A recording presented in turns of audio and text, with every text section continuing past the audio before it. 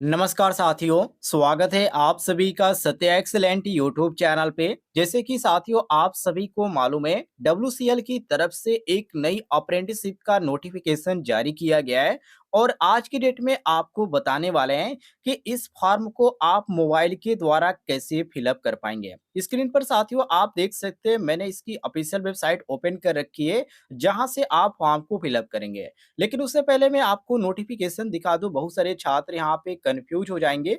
तो इसमें जो अप्लाई कर पाएंगे बहुत सारे ट्रेड के छात्र अप्लाई कर पाएंगे। यदि ट्रेड की बात करें साथियों तो आपको मैं दिखा दूं, यहाँ पर आप जूम करके देखिएगा। यहाँ पर आपको computer operator and programming assistant, fitter, electrician, welder, gas and electric, wireman, surveyor, इसके बाद यहाँ पर मैकेनिक डीजल, डॉटमैन सिविल और यहाँ पर मशीनिस्ट, टर्नर, पंप ऑपरेटर कम मैकेनिक देखने को मिल जाते हैं। इतने जो ट्रेड यहाँ पर देखने को मिल जाते हैं केवल आईटीआई छात्रों के लिए देखने को मिल जाते हैं। अब यहाँ पर बात करते हैं, यदि आप इन ट्रेडों में से किसी भी ट्रेड से आईटीआई का कोर्स कंप्लीट कर चुके हैं तो आप इसका फॉर्म कैसे फिलअप कर पाएंगे।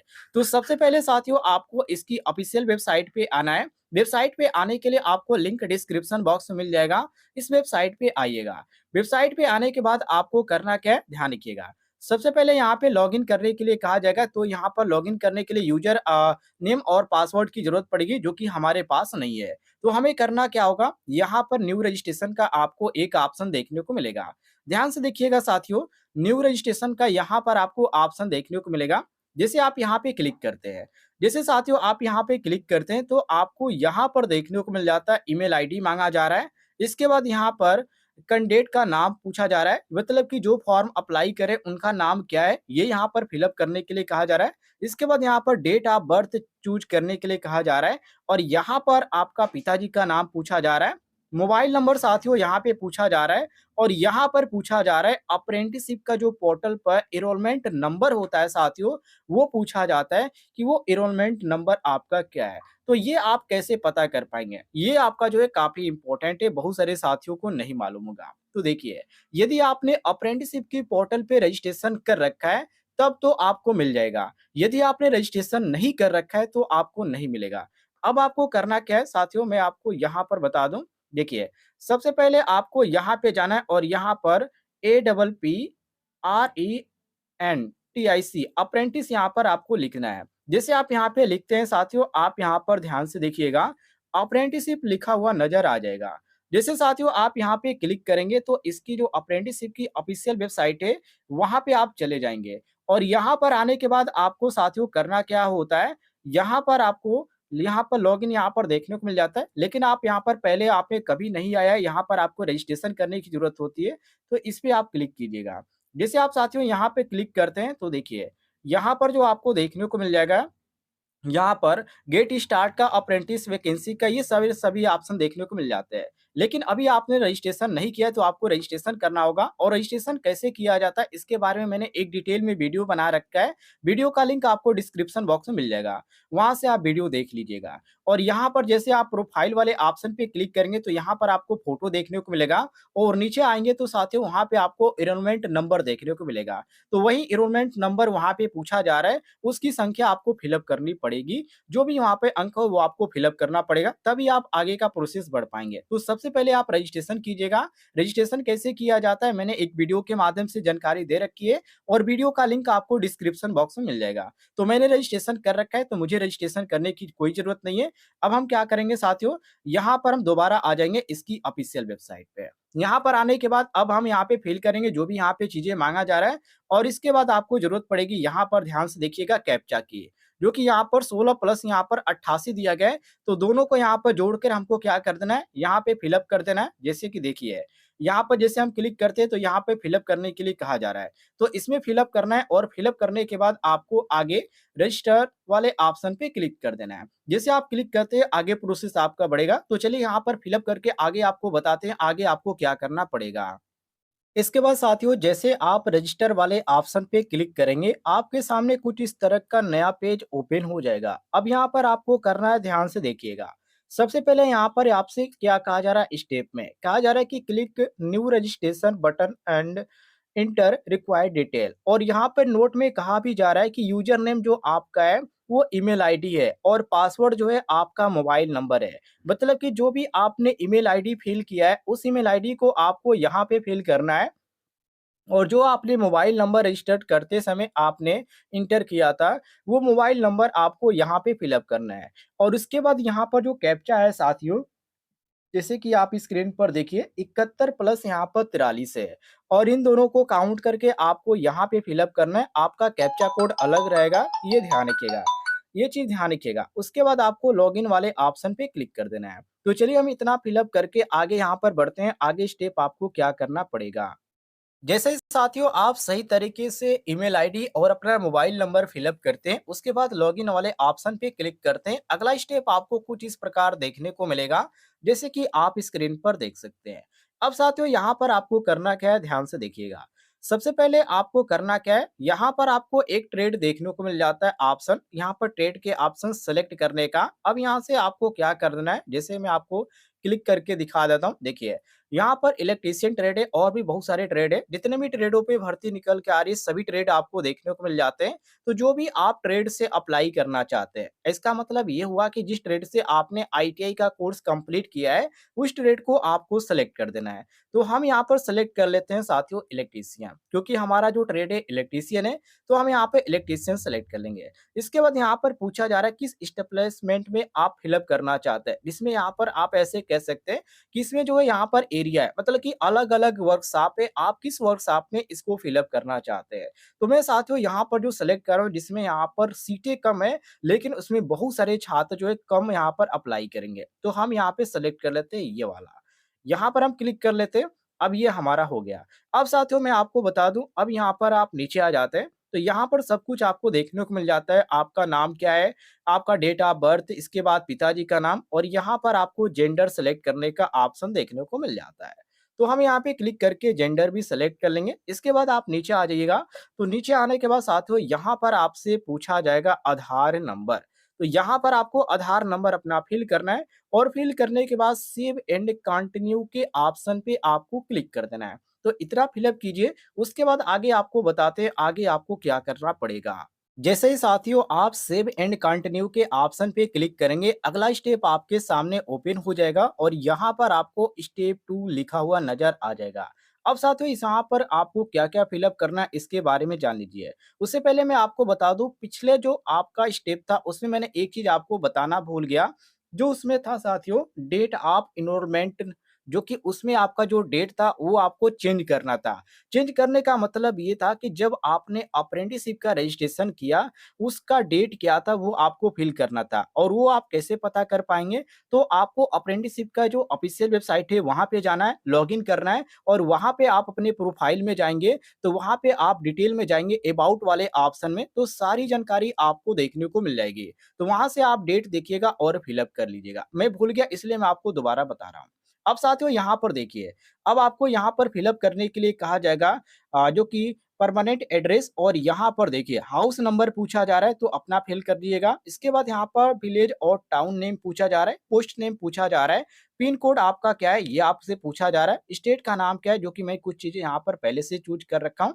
इसके बाद यहाँ पर डिस्ट्रिक्ट का नाम पूछा जा रहा है, किस जिले से आप रहते हैं वो आप चूज़ कर लीजिएगा और इसके बाद यहाँ पर प्रेजेंट एड्रेस पूछा जा रहा है। और मैं आपको बता दूँ साथियों, कभी-कभी ये देखने को मिलता है कि यहाँ पर एक टिक का ऑप्शन होता है जो कि परमानेंट और प्रेजेंट एड्रेस यदि सेम होता है तो आप टिक कर देते हैं, तो वो जो होता है दोनों में आपका ऑटोमेटिक फिलअप हो जाता है। लेकिन यहाँ पर ऐसा कुछ भी नहीं है, तो दोबारा वही चीज़ें आपको यहाँ पर फिलअप करने की ज़रूरत पड़ेगी। जैसे कि हाउस नंबर आपका क्या है, विलेज और टाउन नेम आपका क्या है, पोस्ट नेम क्या है, इसके बाद पिन कोड क्या है, स्टेट का नाम आपका क्या है, इसके बाद डिस्ट्रिक्ट का नाम क्या है, ये सभी चीज़ें फिल करना पड़ेगा। इसके बाद यहाँ पर पूछा जा रहा है डोमिसाइल स्टेट, तो आपको यहाँ पर आपका अपना यहाँ पर राज्य चूज़ कर लेना। इसके बाद यहाँ पर डोमिसाइल डिस्ट्रिक्ट का नाम पूछा जा रहा है, तो अपना जो जिला है वो आप चूज़ कर लीजिएगा।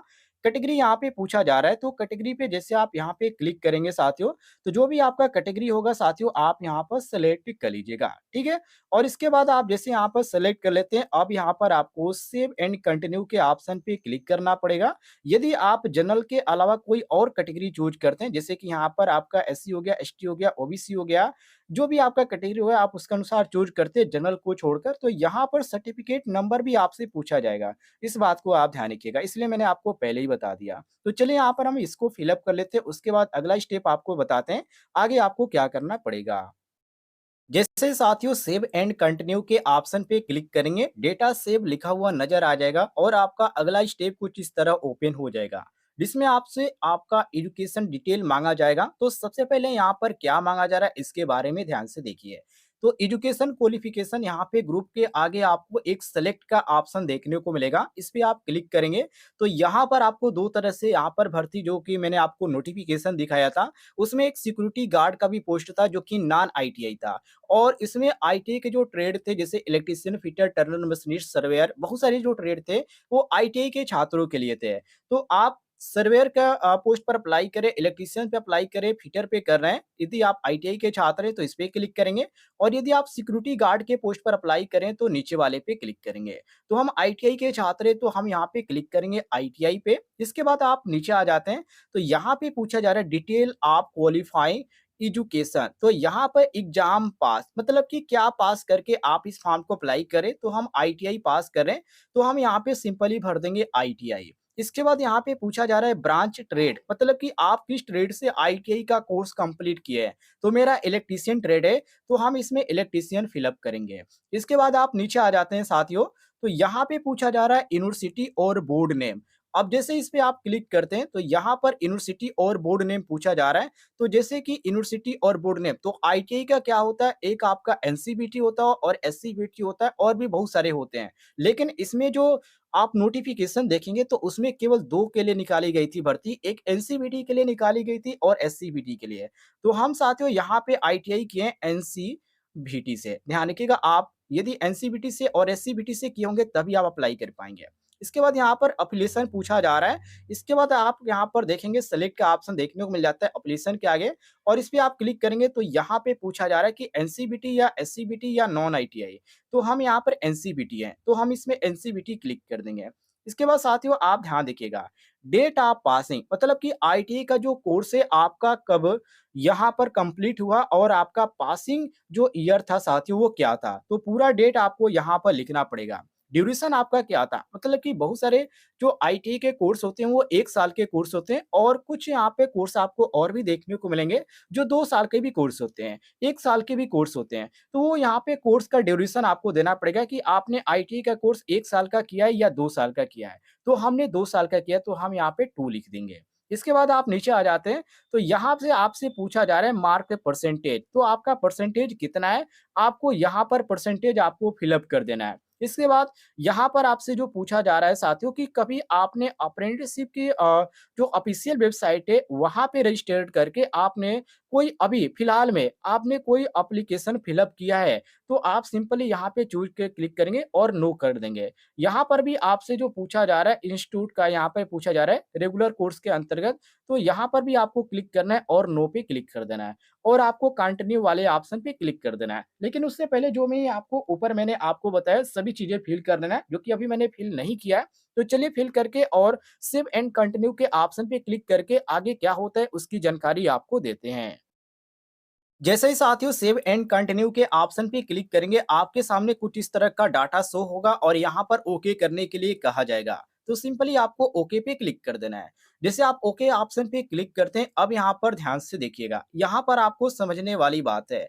यहाँ पर आपको करना क्या होगा, अपलोड फोटो, तो इस पे आप क्लिक कीजिएगा। जैसे साथियों आप यहाँ पे क्लिक करेंगे, आपका गैलरी ओपन हो जाएगा, और ध्यान रखिएगा जेपीजी में आपका फोटो होना चाहिए, और ये फोटो आपको यहाँ पर अपलोड कर जब आप करेंगे तो यहाँ पर दिखने लगेगा। इसके बाद अपलोड सिग्नेचर का ऑप्शन देखने को मिलेगा, तो चूज फाइल पे आप क्लिक करेंगे, आप गैलरी में जाएंगे और आप कहीं बुक पे या कहीं भी आप सिग्नेचर कीजिएगा और उसका फोटो खींच लीजिएगा, और जेपीजी में आप कर लीजिएगा पिक्सल लैब से, और यहाँ पर आप अटैच कर देंगे। और इसके बाद करने के बाद आपको सेव एंड कंटिन्यू के ऑप्शन पे क्लिक कर देना है। तो चलिए ये प्रक्रिया करके हम सेव एंड कंटिन्यू के ऑप्शन पे क्लिक करते हैं और आगे क्या देखने को मिलता है इसकी पूरी जानकारी आपको देते हैं।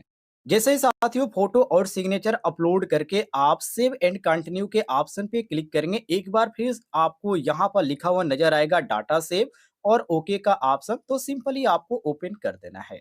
ओके करने के बाद साथियों आपका पूरा यहाँ पर सबमिट हो गया। आप यहाँ पर देख सकते हैं प्रीव्यू सबमिट में आपको जो भी चीज यहाँ पर गलती लग रही है उसको आप सुधार भी कर सकते हैं। आपको करना क्या है, यहाँ पर आपको नीचे चले आ जाना है। यहाँ पर आप देख सकते हैं सब कुछ आपको देखने को मिल रहा है। इसके बाद यहाँ पे आप कोई सुधार करना चाहते हैं तो एडिट पे क्लिक करके आप सुधार कर सकते हैं, या आप इसको फाइनल सबमिट करना चाहते हैं तो आप यहाँ पे फाइनल सबमिट करके पूरा आप यहाँ पर सबमिट कर सकते हैं और आपका एप्लीकेशन सबमिट हो जाएगा। तो ये काफ़ी आसान तरीका है साथियों, आप अपने मोबाइल के द्वारा आप यहाँ पर फॉर्म फिलअप कर सकते हैं। और कोई भी वैकेंसी आती है तो मैं यहाँ पर प्रयास करता हूँ कि आपको जानकारी दे पाऊँ कि आप इस फॉर्म को मोबाइल के द्वारा कैसे फिलअप कर पाएँगे। तो ये साथियों आप मोबाइल के द्वारा इस तरह आप फिलअप कर पाएँगे और यहाँ पर फाइनल सबमिट पे क्लिक करके आप अपना एप्लीकेशन डाउनलोड कर पाएँगे और पूरा रसीद आपके पास आ जाएगा और वहाँ से आप देख पाएँगे साथियों कि आपने फॉर्म फिलअप कर रखा है। उम्मीद है साथियों आपको जानकारी पसंद आई होगी, तो वीडियो पर लाइक कीजिएगा और चैनल पे नए होंगे तो चैनल को भी सब्सक्राइब कर लीजिएगा। इस तरह की जानकारी आपको इस चैनल के माध्यम से दी जाती है।